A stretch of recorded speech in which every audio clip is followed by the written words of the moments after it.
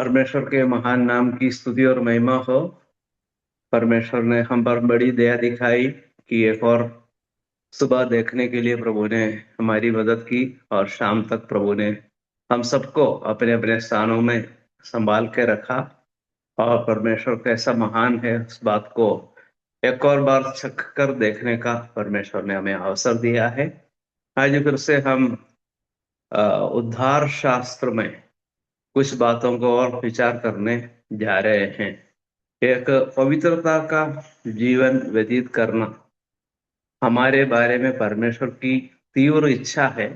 उस इच्छा में हमें आगे बढ़ने के लिए परमेश्वर के दर्शन की आवश्यकता है। और हमने विचार किया पापों से भागना। सबसे पहली बात, परमेश्वर की पवित्रता का दर्शन पाना। परमेश्वर पवित्र है, उस पवित्र परमेश्वर के पवित्रता का दर्शन पाना, पहली बात हमने विस्तार रूप से विचार किया था। और दूसरी बात है, या दूसरा कदम है, हमें पापों से भागना। विशेषकर हमने विचार किया था कौन कौन से पापों से भागना है। हाँ, एक बार और दोहराते हैं। व्यभिचार से भागो, मूर्ति पूजा से भागो, रुपयों के लोभ से भागो, जवानी की अभिलाषा से भागो। अच्छा, धन्यवाद। तो इन चार भागों से हमें भागने के लिए कहा गया है। उसमें व्यभिचार से भागने के संबंध में हमने थोड़ा सा विचार किया था। व्यभिचार से भागो, लेकिन उसके संबंध में उसकी गंभीरता को थोड़ा और समझना है। तो इसलिए उसी बात पर हम आज आगे बढ़ेंगे। इसमें आगे बढ़ने के पहले एक शब्द हम प्रार्थना करते हैं। हमारे प्रेमी और दयालु पिता परमेश्वर, आप महान दयावंत परमेश्वर है, बहुत प्रेम करने वाला परमेश्वर है। आपने हमसे इतना अधिक प्यार किया कि अपने इकलौते पुत्र को इस दुनिया में भेज दिया, जिसने हम पापियों के लिए क्रूस पर अपने प्राण दिए, मरने के बाद फिर जीवित हो उठकर आज स्वर्ग में पिता की दाहिनी ओर विराजमान है, और शीघ्र अतिशीघ्र आने वाले भी है। आपके पवित्र, सच्चे, विश्वास योग्य वचन के लिए धन्यवाद। उसे समझने के लिए हमारी बुद्धि को खोलिए। इसमें जुड़े हुए सभी भाइयों को, बहनों को, बच्चों को आशीष दे। हमारी ये प्रार्थना उद्धार करते यीशु मसीह के नाम में मांगते हैं, आमीन। आमीन। आमीन। आज हम विचार करने जा रहे हैं, क्या लिखा है? व्यभिचार से क्यों भागना है। हाँ, व्यभिचार से क्यों भागना है। ठीक है, तो आज हम उसको ज्यादा विस्तार रूप से नहीं, लेकिन फिर भी हम संक्षिप्त रीति से हम उसको सीखने की कोशिश कर रहे हैं। अब हम पढ़ेंगे पहला कुरिन्थियों। सब लोग खोलिए। पहला तीमुथियुस 4:3 सबसे पहले पढ़ेंगे। पहला तीमुथियुस 4 पहला थिस्सलुनीकियों 4:3। पहला थिस्सलुनीकियों 4:3। पहला थिस्सलुनीकियों 4:3।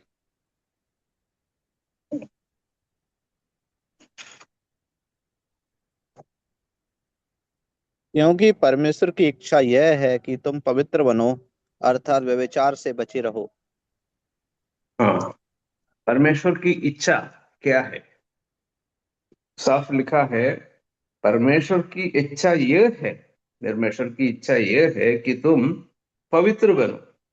यहां पर विशेष बताया है, अर्थात व्यभिचार से बचे रहो। व्यभिचार से बचे रहो या व्यभिचार से भागो। व्यभिचार से भागो ये परमेश्वर की इच्छा है। अच्छा, कुछ कुछ कारण हम आगे विचार करने जा रहे हैं, जिसके लिए हमें जाना है कुरिन्थियों की पत्री में।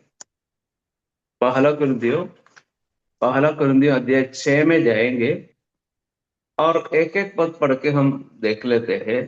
पहले 6:13 पढ़ेंगे, फिर 6:14 पढ़ेंगे, आगे हम पढ़ते जाएंगे। इसलिए सबसे पहले 6:13 पढ़ेंगे। पहला कुरिन्थियों अध्याय 6 का 13। भोजन पेट के लिए और पेट भोजन के लिए है, परंतु परमेश्वर इसको और उसको दोनों को नाश करेगा। परंतु देह व्यभिचार के लिए नहीं, वरन प्रभु के लिए, और प्रभु देह के लिए है। हाँ, धन्यवाद भाई। तो क्या लिखा है उसमें? दो बातें लिखी गई है। लिखा है शरीर व्यभिचार के लिए नहीं, शरीर व्यभिचार के लिए नहीं। फिर क्या लिखा है? प्रभु के लिए और प्रभु देह के लिए, है ना? तो कितना साफ लिखा है। शरीर कभी भी व्यभिचार के लिए नहीं है। तो इसका मतलब है हमारी सोच में भी कभी ये नहीं आना चाहिए, हाँ ठीक है मैं इसको करूंगा।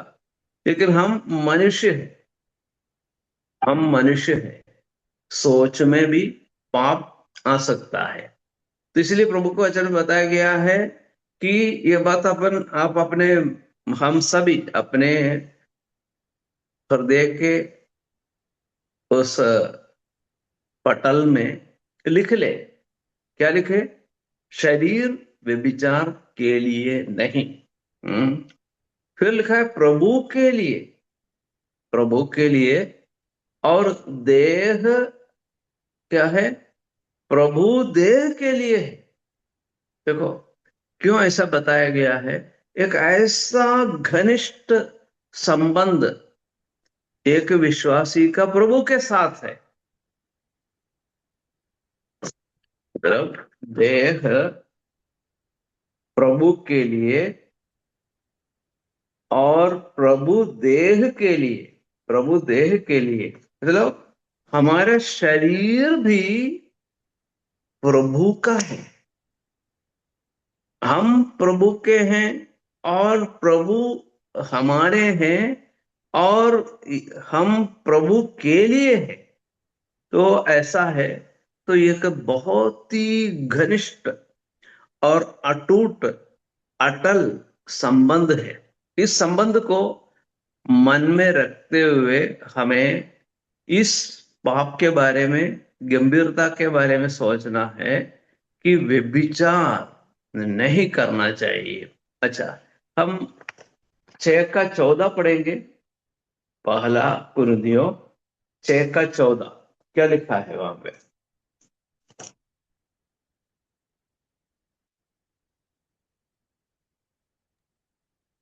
परमेश्वर ने अपनी सामर्थ से प्रभु को जिलाया और हमें भी जिलाएगा। धन्यवाद। यहाँ पे लिख के लिखा है परमेश्वर ने अपनी सामर्थ्य से प्रभु को, मतलब प्रभु यीशु को जिलाया और हमें भी जिलाएगा, हमें भी जिलाएगा।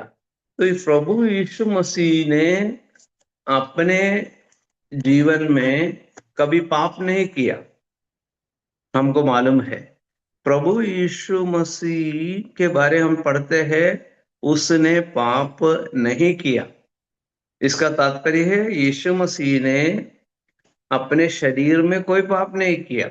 यीशु मसीह के कर्मों में पाप नहीं था, इसलिए लिखा है उसने पाप नहीं किया। लिखा है मेरे और आपके कर्मों में पाप है, पाप होता भी है, लेकिन यीशु मसीह के कर्मों में कोई पाप नहीं था, इसलिए लिखा है उसने पाप नहीं किया। और पिता परमेश्वर ने प्रभु यीशु मसीह को जिलाया। क्रूस की मृत्यु के बाद वो गाड़ा गया, फिर तीसरे दिन परमेश्वर ने उसको जिलाया। और यहां पर लिखा गया है 6:14 में कि परमेश्वर ने अपनी सामर्थ्य से प्रभु को जिलाया और हमें भी जिलाएगा, हमें भी जिलाएगा। ये पक्की बात है, हमें एक दिन प्रभु जिलाने वाले हैं। तो इसलिए हमें क्या करना चाहिए? ये बात मन में रखना है। कौन सी बात? जिलाएगा। और ये हमारे लिए क्या है? एक आशा की बात है। कौन सी आशा की बात है? कि ये जो शरीर मिटने वाला है, ये देह एक दिन में क्या हो जाएगा, मिट्टी में मिल जाएगी। ये देह मिट्टी से ली गई है, तो ये एक दिन क्या हो जाएगा, ये मिट्टी मिट्टी में मिल जाएगी, है ना। ये एक दिन मिट्टी में मिल जाएगी।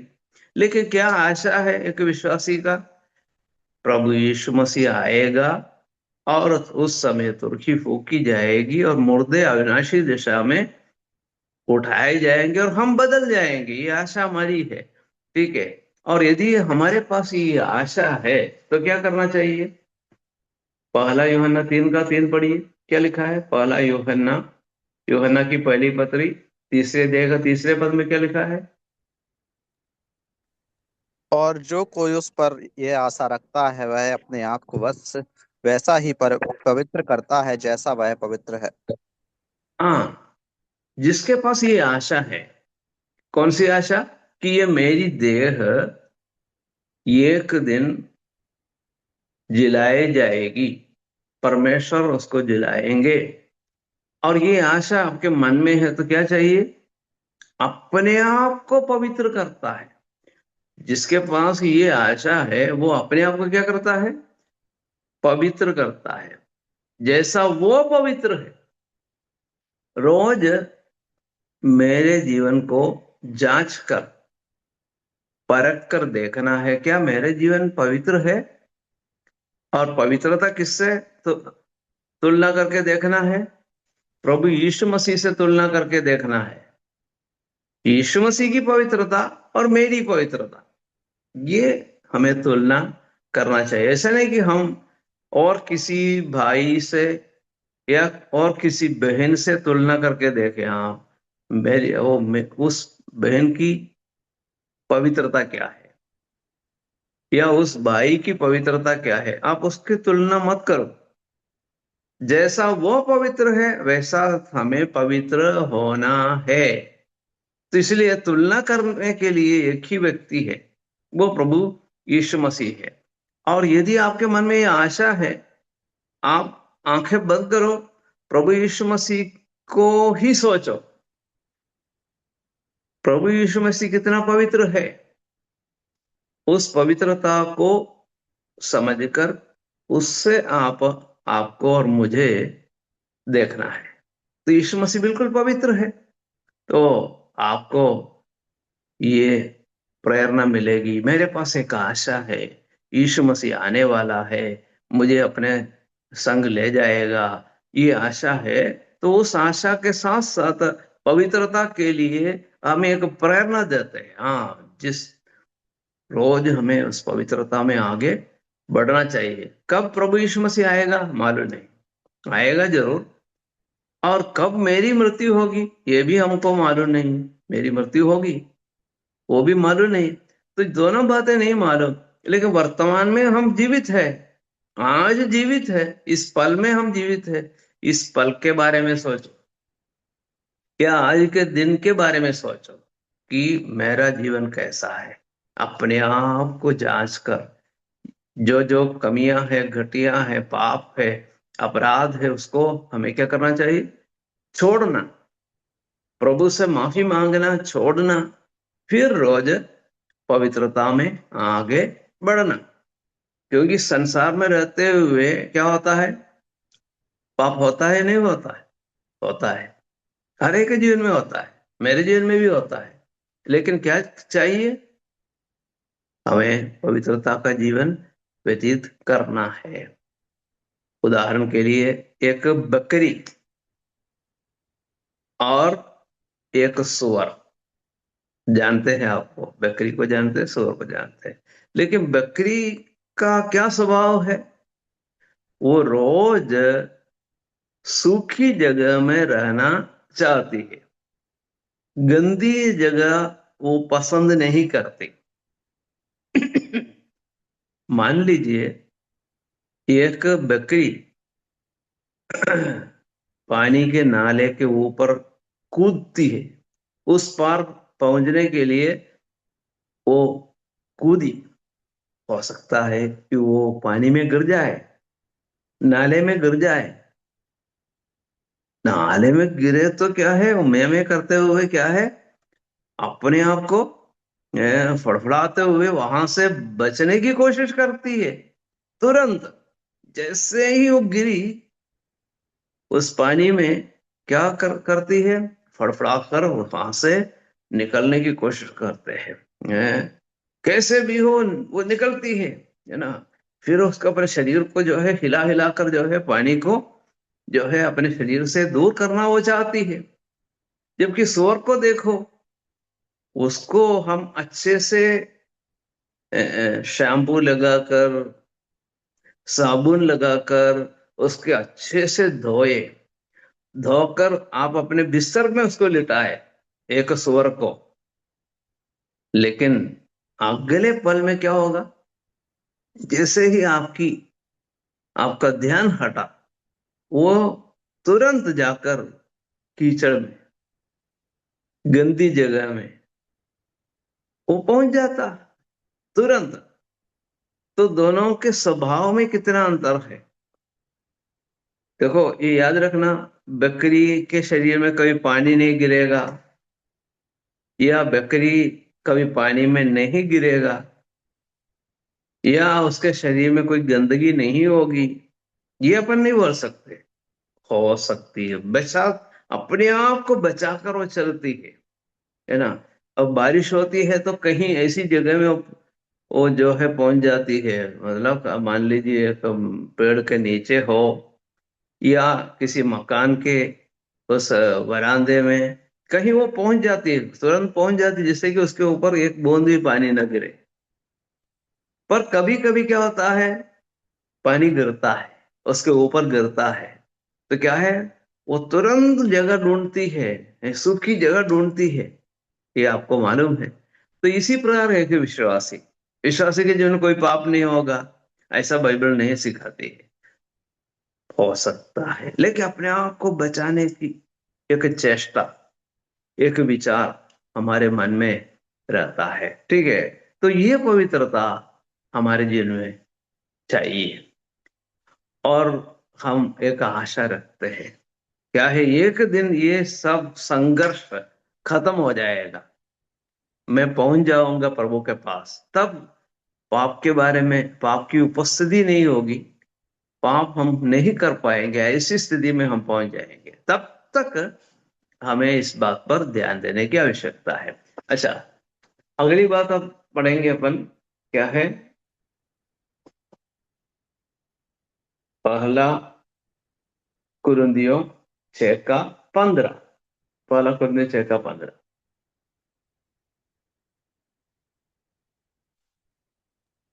क्या तुम नहीं जानते कि तुम्हारी देह पर मसीह के अंग है? सो क्या मैं मसीह के अंग लेकर उन्हें वेश्या के अंग बनाऊं? कदापि नहीं। अच्छा, तो यहां पर क्या बताया गया है, तुम्हारी देह मसीह के अंग है। तुम्हारी देह मसीह के अंग है। और वहां पर एक प्रश्न पूछा गया है। क्या पूछा गया है, तो क्या मैं मसीह के अंग लेकर उन्हें वेश्या के अंग बनाऊं? मसीह का अंग को क्या कर रहे हैं, वेश्या से जोड़ने की कोशिश कर रहे हैं। वहां पे लिखा गया है कदापि नहीं, कदापि नहीं। इसका अर्थ क्या होता है, कभी भी नहीं करना है। तो हमको कितनी दूरी, उससे कितनी दूरी बनाए रखना है, क्योंकि आप मसीह के अंग है। सभी विश्वासी मसीह के अंग है। तो मसीह के अंग है तो वेश्या से क्या संबंध है, कोई संबंध नहीं। वेश्या का अंग कैसे बना सकते हैं, वहां लिखा कदापि नहीं, नहीं, नो, नेवर, नहीं, कदापि नहीं, साफ बताया गया है। तो प्रभु की संगति, प्रभु के अंग, लिखा है हम मसीह तुम्हारी देह मसीह के अंग है, वेश्या का अंग नहीं है। ठीक है। छठी बात 6 का 17 पढ़िए।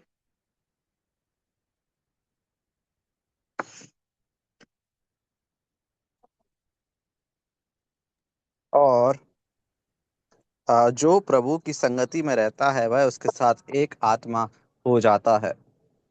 हाँ, जो प्रभु की संगति में रहता है, क्या लिखा है, वह उसके साथ एक आत्मा हो जाता है। एक आत्मा। देखो, प्रभु के साथ हमारे जो संबंध की घनिष्ठता कितनी बड़ी है। बहुत ही आत्मा, एक ही आत्मा है।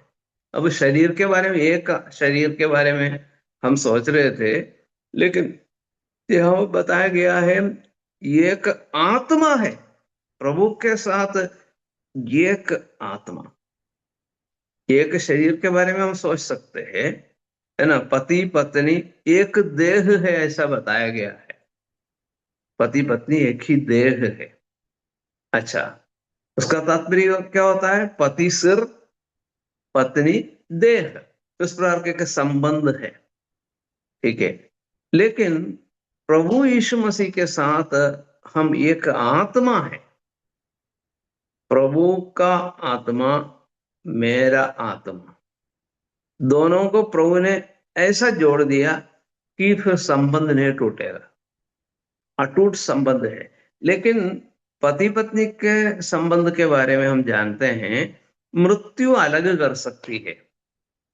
मृत्यु अलग कर सकती है कौन से संबंध को? पति पत्नी के बीच के संबंध को। लेकिन ये एक आत्मा है परमेश्वर प्रभु यीशु मसीह के साथ, लेकिन ये संबंध कभी टूटता नहीं। क्यों?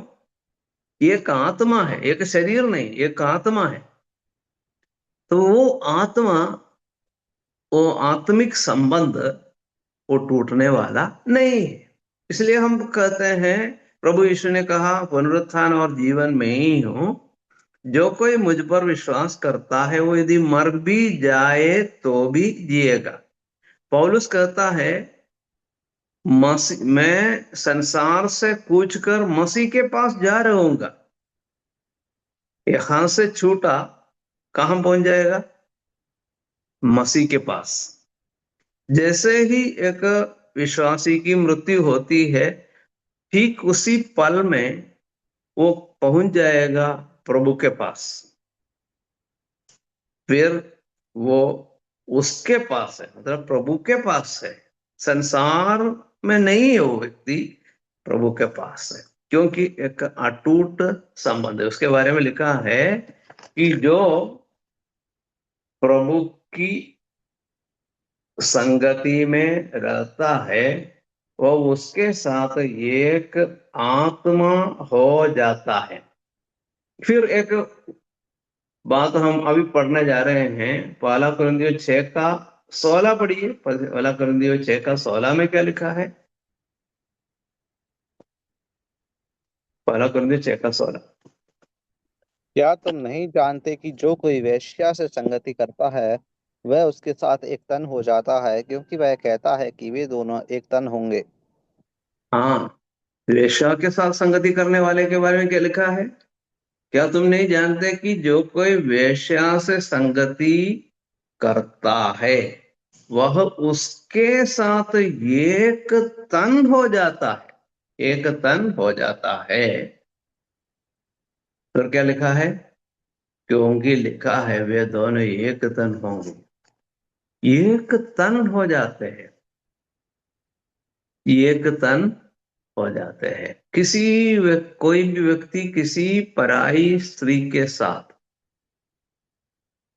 गलत व्यवहार करता है, एक तन हो जाता है। एक तन हो जाता है। तो इसलिए ये बात मना किया गया है। जबकि हमारे बारे में हमने अभी विचार किया कि एक ही आत्मा है ना, जो प्रभु की संगति में रहता है वह उसके साथ एक आत्मा हो जाता है। एक आत्मा, यहां पर एक तन, एक शरीर, एक तन हो जाता है। तो परमेश्वर चाहते हैं स्थायी संबंध में रहो। स्थायी संबंध क्या है? प्रभु की संगति, प्रभु के साथ संगत संबंध, वो स्थायी है। प्रभु कहते हैं कि उस स्थायी संबंध में रहो।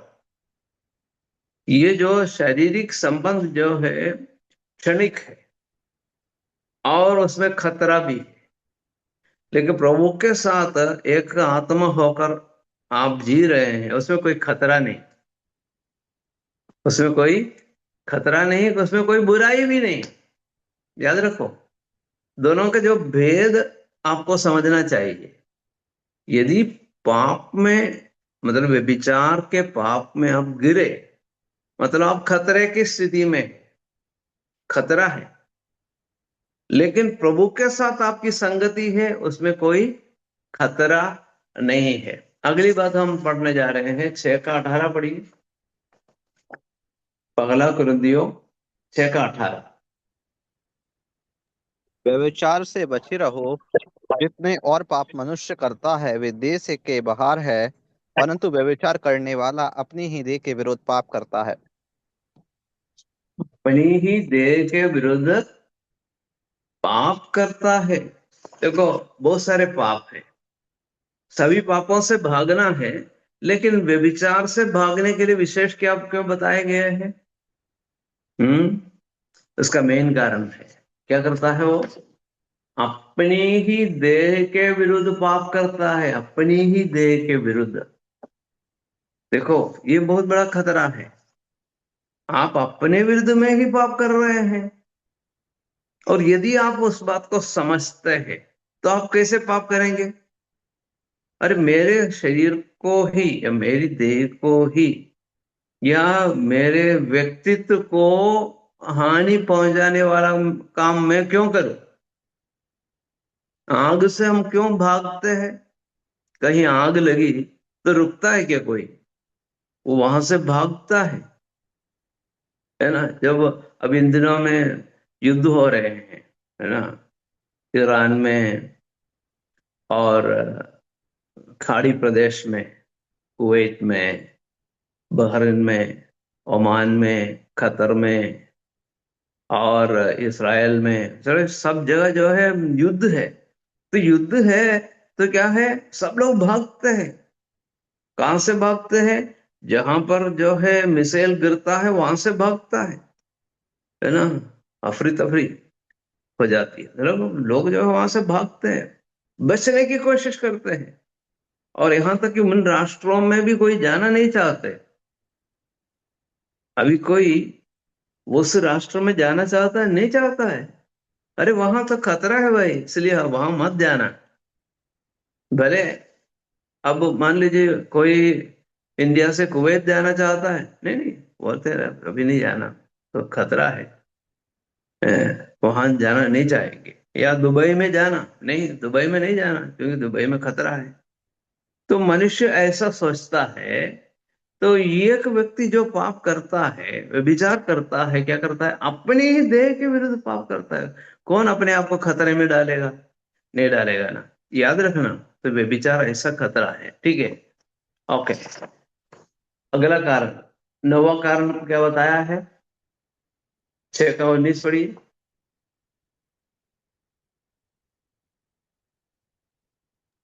क्या तुम नहीं जानते कि तुम्हारी देह पवित्रता का मंदिर है, जो तुम में वसा हुआ है, और तुम्हें परमेश्वर की ओर से मिला है, और तुम अपने नहीं हो?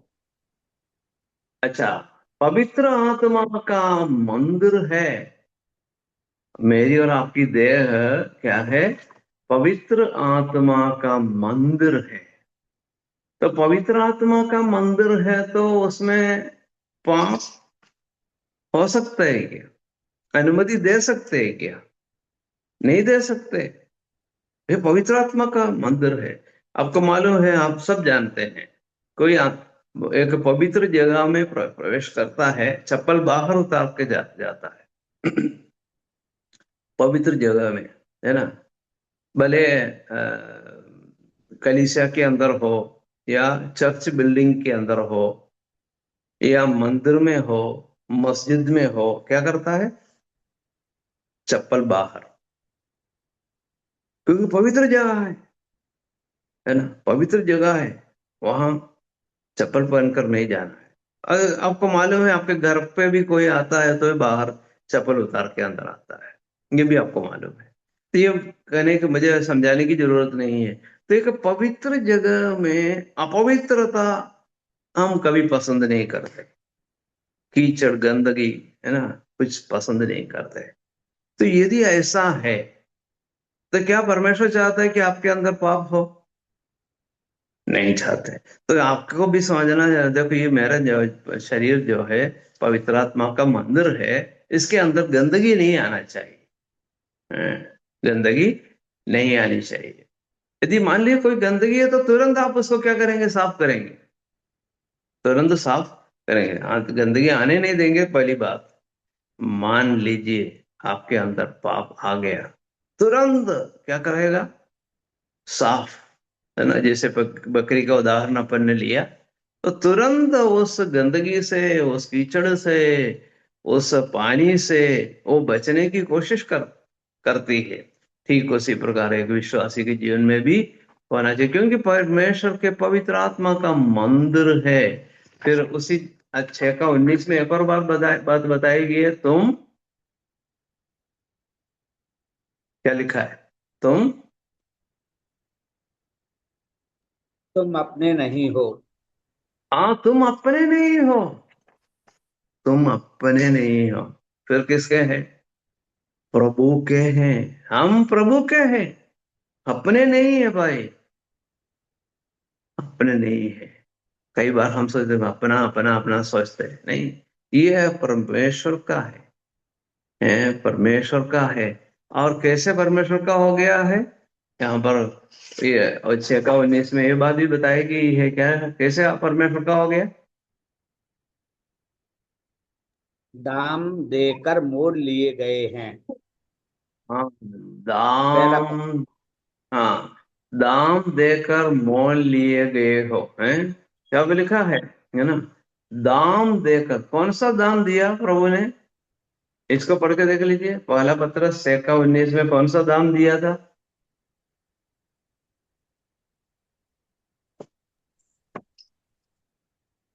पहला पत्रस 6:19 में क्या लिखा है? और पर निर्दोष और निष्कलंक मेमने अर्थात मसीह के बहुमूल्य लहू के द्वारा हुआ।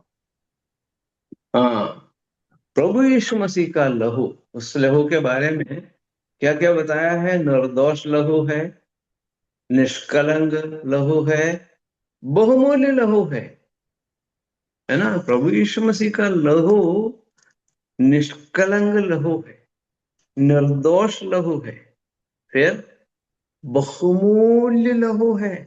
उससे आप, प्रभु ने क्या कर दिया? आपको और मुझे खरीद लिया। सोना और ऊपर 18 पद में लिखा है, सोना और चांदी से नहीं। 18 पढ़िए, 1 का 18 में क्या लिखा है?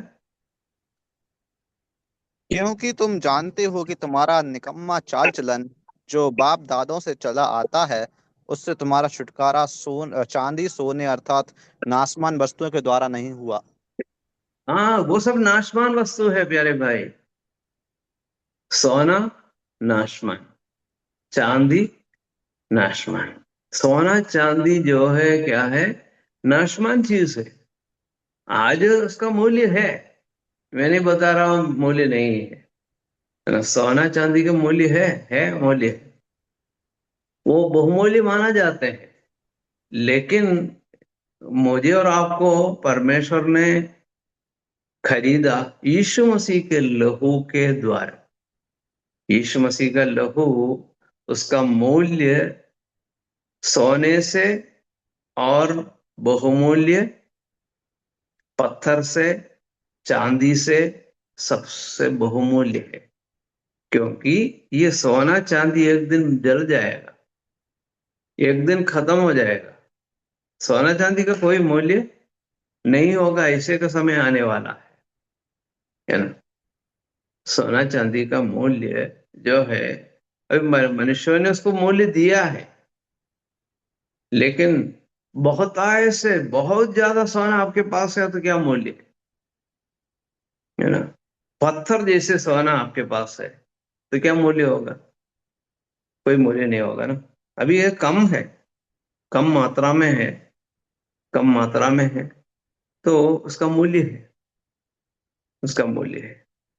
तो हम उस बात को समझते हैं, वो सोना बहुमूल्य है, लेकिन यीशु मसीह के लहू की तुलना में उसका मूल्य कुछ भी नहीं। तो उससे आपको खरीदा है, क्योंकि यीशु मसीह का मूल्य सबसे ज्यादा है। यीशु मसीह सोना चांदी को भी बनाने वाला व्यक्ति है, सृष्टि करता है। तो यीशु मसीह के पास जो है सोना और चांदी का क्या मूल्य है? क्योंकि यीशु मसीह ने बनाया ना, यीशु मसीह ने सोना चांदी को बनाया, और बनाने वाले का मूल्य ज्यादा है, जो बात बनाई गई है उसका मूल्य कम है। ठीक है, तो हमको बोल लिया प्रभु यीशु मसीह का लहू, वो लहू जो है निर्दोष है, निष्कलंक है और बहुमूल्य लहू है। उससे आप मोल लिए गए हैं। यदि आप अपवित्रता का जीवन व्यतीत करता है, इसका मतलब यह है आप प्रभु यीशु मसीह के मूल्य को, प्रभु यीशु मसीह के लहू के मूल्य को भी नहीं जानता, नहीं समझता, नहीं समझता। देखो, आप यदि मान लीजिए किसी दफ्तर में अच्छे पोस्ट में सेवा नौकरी करते हैं, तो क्या है, आप खेत में जो काम करते हैं उसके समान कपड़ा पहनकर जाएंगे? नहीं जाएंगे। खेत में काम करने वाले व्यक्ति खेत के हिसाब से कपड़े पहनते हैं, क्योंकि बार बार गंदा होने की संभावना है। लेकिन आप जो है खेत में काम करते हैं उस समय उसको पहन, लेकिन आप दफ्तर में जाएंगे तो उसको पहन के नहीं जाएंगे। उसको उतार के, नहा धो के, फ्रेश होके आप जो है अच्छे कपड़े पहन के जाएंगे, है ना? तो क्योंकि वो जगह जो है ऐसी जगह है, मान सम्मान के साथ, है ना, वहाँ लोगों के साथ आपका जो है व्यवहार है है ना, आदान प्रदान होता है। तो वहां पर जो है खेत के काम जैसा अपन करते हैं वैसे जो है वहां का वस्त्र नहीं पहनते हैं। ठीक है, तो क्या है, आप कौन है, क्या है, आपकी पदवी क्या है, वो बात आपको समझकर जो है जीना आवश्यक है।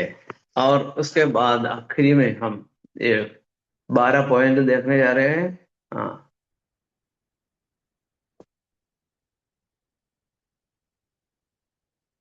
पहला कुरिन्थियों एका अपनी देह पहला के द्वारा परमेश्वर की महिमा, अपने देह के अपनी द्वारा। देह के द्वारा परमेश्वर की महिमा करो। अच्छा, सबसे 20वें पद में आकर हमने इस बात को पढ़ लिया है।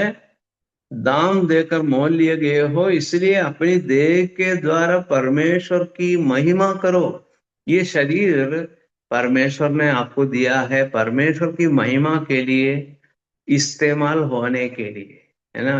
अपनी देह के द्वारा परमेश्वर की महिमा करो। ऐसा नहीं लिखा है अपने आत्मा के द्वारा परमेश्वर की महिमा करो। यहाँ पर लिखा है देह के ऊपर जोर देकर कहा। इसका मतलब है आपका शरीर भी बहुमूल्य है, आपकी आत्मा भी बहुमूल्य है, आपके प्राण भी बहुमूल्य है। हर एक से, मतलब आत्मा से भी, प्राण से भी और देह से भी परमेश्वर की महिमा कर सकते हैं। इसलिए हम जो है उचित कार्य करते हैं, अनुचित कार्य नहीं करते, है ना? हम वस्त्र इसलिए पहनते हैं कि एक उचित बात है, उचित बात है वस्त्र पहनना। ठीक है, सोना चांदी पहनना जो है उचित बात नहीं है, आवश्यक बात भी नहीं है। आपके पास सोना भी नहीं, चांदी भी नहीं है, तो भी आप आराम से जी सकते हैं। लेकिन कपड़ा तो चाहिए, है ना? अपने जीने के लिए कपड़ा चाहिए। कपड़े इसलिए पहनते हैं, है ना, कि चश्मा चाहिए, है ना, सही से दिखने के लिए चश्मा चाहिए। ये सोने का एक चश्मा होना चाहिए ऐसा नहीं। चश्मे का काम जो है वो करता है ना। अभी जो अपन ने जो पहना है उससे वो काम होता है। और सोने का चश्मा भी बना सकते हैं, लेकिन कोई जरूरी नहीं, उसकी आवश्यकता नहीं। इसका जो उद्देश्य जो है इससे पूरा हो जाता है। सिंपल बात है। तो प्रभु के सन्मुख सोना चांदी का कोई विशेष मूल्य नहीं है। ये मनुष्यों के सामने आपने सोने का एक अंगूठी पहने हैं तो क्या है, लोग जो देखते थे, लोगों को जो है लगता है हाँ ये तो मूल्य है, ये पैसे वाला है। लोग शायद आपके बारे में विचार करेंगे। लेकिन प्रभु के सन्मुख उसका कोई मूल्य नहीं है ना। प्रभु के सन्मुख जो है आप बहुमूल्य है। हर एक विश्वासी बहुमूल्य है।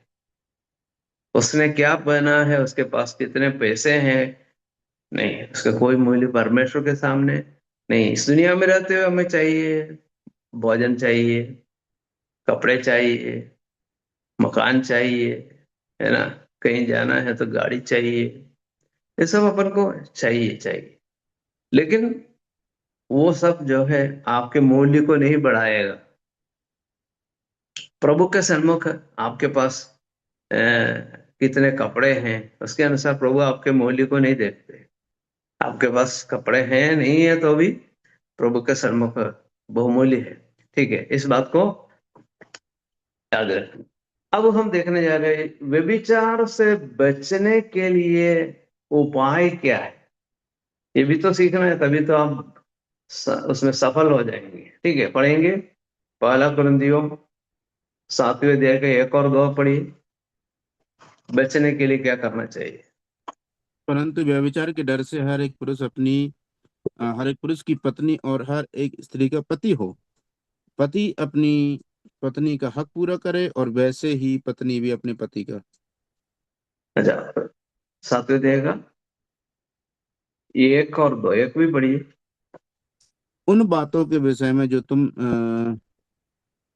जो तुमने लिखी है, ये अच्छा है कि पुरुष स्त्री को ना छुए। पुरुष स्त्री को ना छुए। हाँ, पुरुष स्त्री को ना छुए। और दूसरे पद में बताया गया है व्यभिचार के डर से हर एक पुरुष को की पत्नी हर एक स्त्री का पति हो। पति पत्नी के संबंध परमेश्वर ने क्यों दिया है, व्यभिचार ना हो। एक पुरुष की एक स्त्री, एक स्त्री का एक पुरुष, पति पत्नी का संबंध, ये बहुत ही पवित्र और पावन संबंध है। उसको बनाए रखना है। ठीक है, मेरी एक पत्नी है ना, और उसका एक पति है, बस। आदम और हवा को प्रभु ने जोड़ दिया है ना। आदम को परमेश्वर ने एक ही पत्नी दी है ना। फिर हम पढ़ते हैं आगे, जब हम अध्ययन करते हैं, जितने भी भक्त लोग थे उन सबके एक ही पति, एक ही पत्नी, एक पति एक पत्नी, बस, है ना। हानुक के बारे में पढ़ते हैं, हानुक की एक ही पत्नी थी। फिर हम पढ़ते हैं नूह की एक ही पत्नी थी। नूह के 3 पुत्र थे, तीनों पुत्रों को एक एक पत्नी थी। जो जलप्रलय से बच गए थे उन सबके एक एक 4 जोड़े थे। मतलब नूह और उसकी पत्नी, नूह के बड़े बेटे की एक पत्नी, मंझले बेटे की एक पत्नी, छोटे बेटे की एक पत्नी, 4 जोड़े, 8 लोग, बस। देखो परमेश्वर की योजना हम वहां देख सकते हैं। हारून की एक ही पत्नी थी, महायाजक की एक ही पत्नी थी, मूसा की एक पत्नी थी, यूसुफ की एक पत्नी थी, इसहाक की एक पत्नी थी। जिन जिन के पास एक से ज्यादा पत्नियां थी वहां गड़बड़ियां है। पुराने में ऐसे लोगों के बारे में भी लिखा है। ठीक है, तो हम उसमें नहीं जाएंगे। अभी हम क्या देखते हैं, एक पति एक पत्नी। व्यभिचार के डर से, यहाँ पे लिखा है परंतु व्यभिचार के डर से हरेक पुरुष की पत्नी हरेक स्त्री का पति हो। शादी करना है। यदि आप एक पुरुष है, आपकी शादी एक विश्वास करने वाली लड़की के साथ होनी चाहिए। आप एक स्त्री है, आपका विवाह एक विश्वास करने वाले पुरुष के साथ होना चाहिए।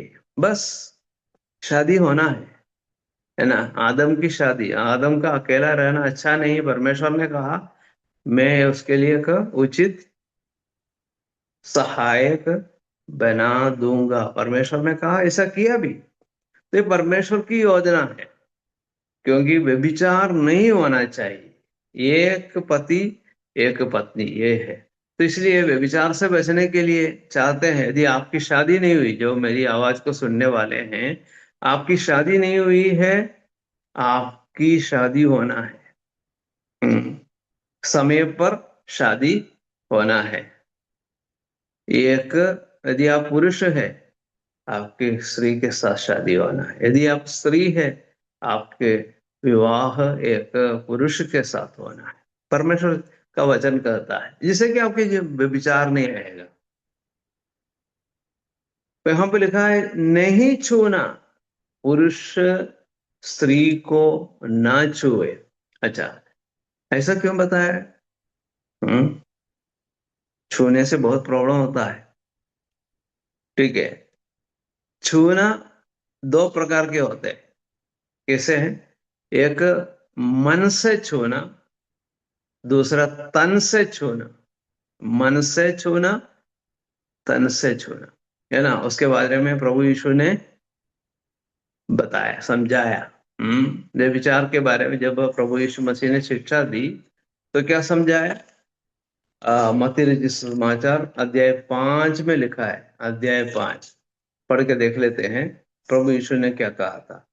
मत्ती रचित सुसमाचार अध्याय 5 उसका 27 और 28 पढ़ेंगे। मत्ती 5 का 27, 28।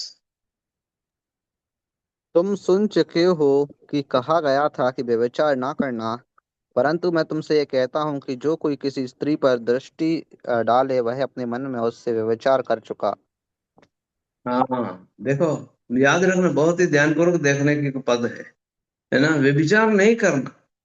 प्रभु यीशु मसीह 28वें पद में क्या कहते हैं? परंतु मैं तुमसे यह कहता हूं, जो कोई किसी स्त्री पर, कौन सा शब्द है? कुदृष्टि,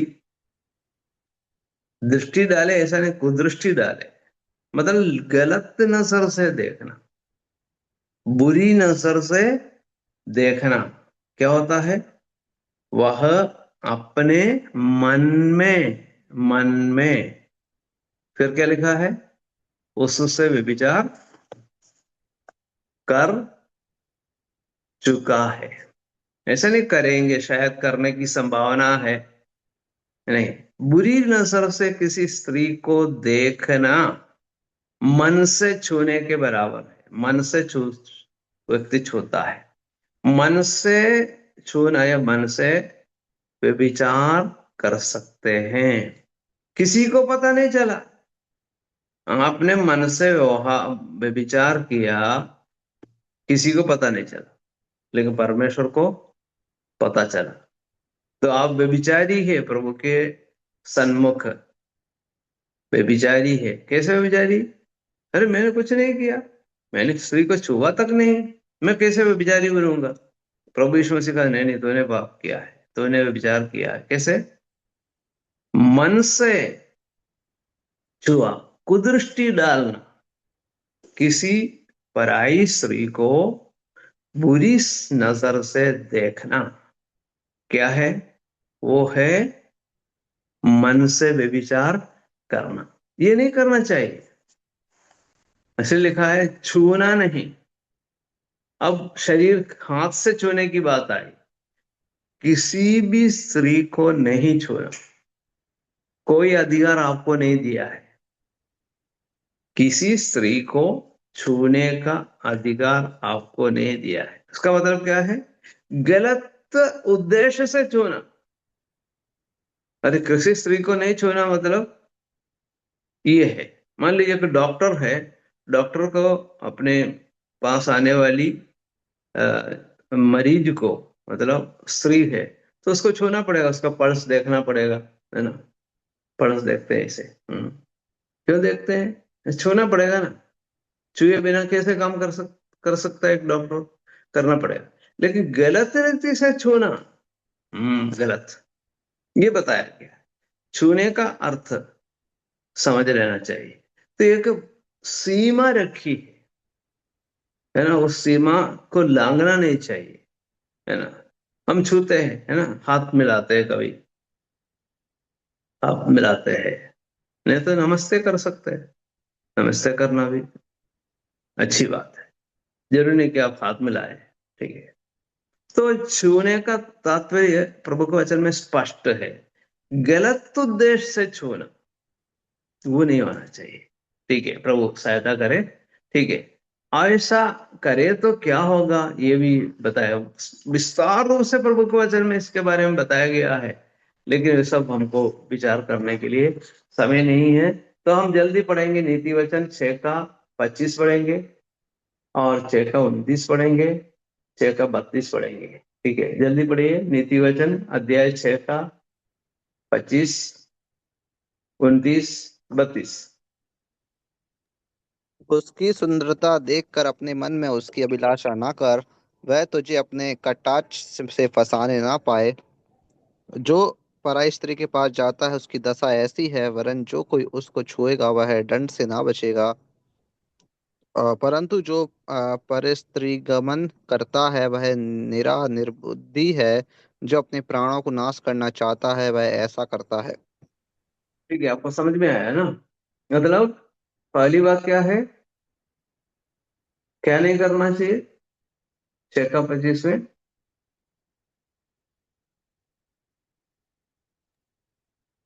6 का 25 में क्या बताया?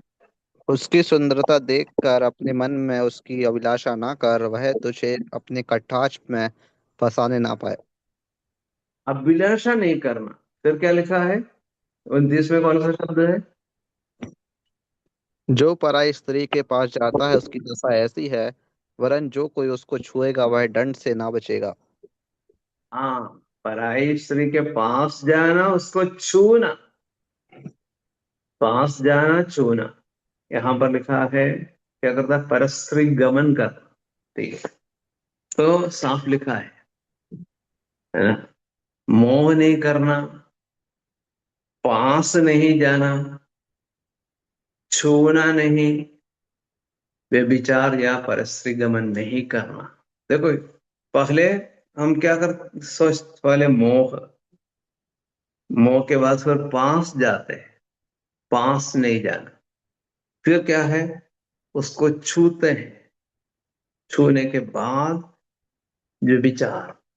तो इसलिए अचानक होने वाली बात नहीं है, उससे आप बच सकते हैं। यदि मन में आपको गलत विचार आया तो आप प्रभु से माफी मांगो, प्रभु गलत विचार मेरे मन में आए, वही बात खत्म कर दिया आपने। ठीक है, फिर ये बाकी बातें आपके जीवन में नहीं होगी। अयुब क्या करता है? अयुब 31 का 1 पढ़िए। अयुब।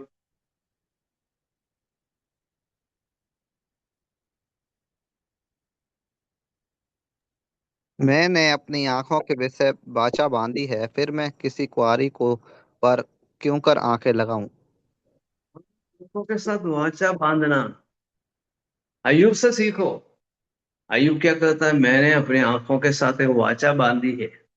वाचा बांधना है, नहीं प्रभु से आज अपने के निर्णय लो कि मैं किसी पराई स्त्री को बुरी नजर से नहीं देखूंगा, है ना, बुरी नजर से नहीं देखूंगा। इसका तात्पर्य क्या है? आपके घर के सामने सड़क से एक स्त्री गई, तो आपने देख लिया, वो देखना पाप नहीं, लेकिन आप गौर करके देख रहे हैं, दूसरी बार देख रहे हैं, तीसरी बार देख रहे हैं, इसका मतलब क्या है?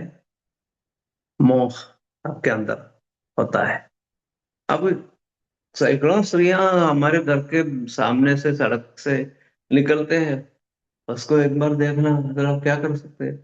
एक कुत्ता गया तो भी अपन देखते हैं अपने आप, आंखों से कुत्ता निकल गया, तो एक पक्षी उड़ती है तो उड़ता है तो हम पक्षी को देखते हैं, उसको देखना अपने आप पाप नहीं है, लेकिन उसको गौर करके देखते हैं, है ना, बुरी नजर से देखते हैं, कुदृष्टि के साथ देखते हैं, तब भी पाप होता है, अन्यथा पाप नहीं है। एक स्त्री, है ना, आप कलीसिया में है, प्रचार कर रहे हैं, देखो वहां स्त्रियां भी बैठे हैं, बैठी हैं, पुरुष भी बैठे हैं, सब आप एक नजर देख रहे हैं, मतलब आपकी आंखों के सामने है, लेकिन उसका मतलब नहीं कि आप पाप कर रहे हैं।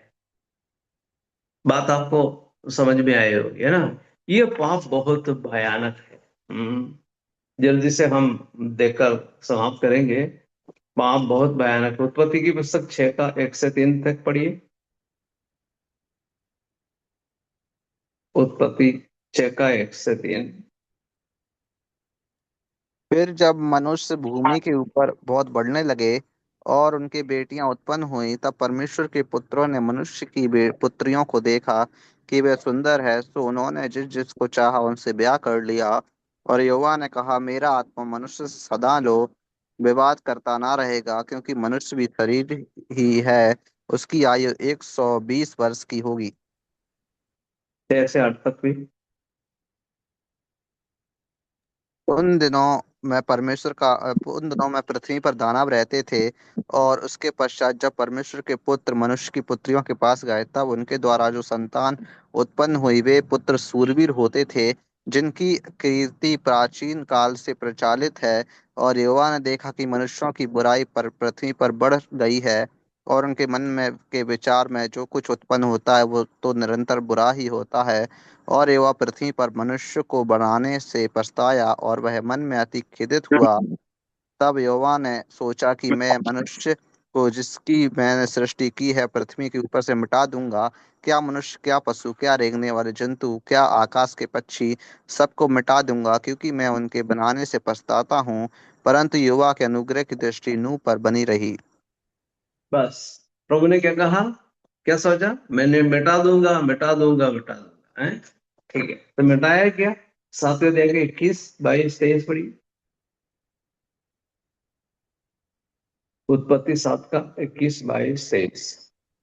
और क्या पक्षी, क्या घरेलू पशु, क्या बनेले पशु और पृथ्वी पर सब चलने वाले प्राणी और जितने जंतु पृथ्वी में बहुतायत से भर गए थे, वे सब और सब पर मनुष्य मर गए। जो जो स्थल पर थे उनमें से जितने के नथनों में जीवन का श्वास था, सब मर मिटे। और क्या मनुष्य, क्या पशु, क्या रेंगने वाले जंतु, क्या आकाश के पक्षी, जो जो भूमि पर थे, सो सब पृथ्वी पर से मिट गए। केवल नूह और जिनके उसके संग जहाज में थे वे ही बच गए। ओके, धन्यवाद भाई। यहाँ पर हम क्या पढ़ते हैं, आप इस हर एक वाक्य में देख लेना। 21वें पद में है सब मनुष्य मर गए। 21 के आखिरी पंक्ति में लिखा है सब मनुष्य मर गए। 22 के सबसे आखिरी पंक्ति में लिखा है, 22वें पद में सब मर मिटे। 23वें पद में फिर लिखा है भूमि पर जो थे सब पृथ्वी पर से मर गए, सब खत्म।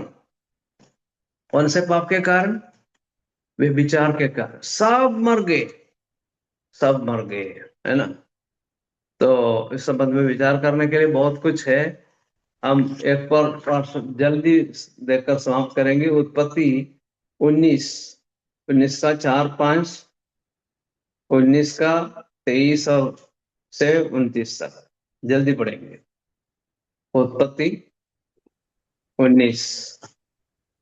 उनके सो जाने के पहले, जब उस सदोम नगर के पुरुषों ने जवानों से लेकर बूढ़ों तक वरन चारों ओर के सब लोगों ने आकर उनका घर को घेर लिया, और लूत को पुकार कर कहने लगे कि जो पुरुष आज रात को तेरे पास आए है वे कहाँ हैं, उनको हमारे पास बाहर ले आ कि हम उनसे भोग करें।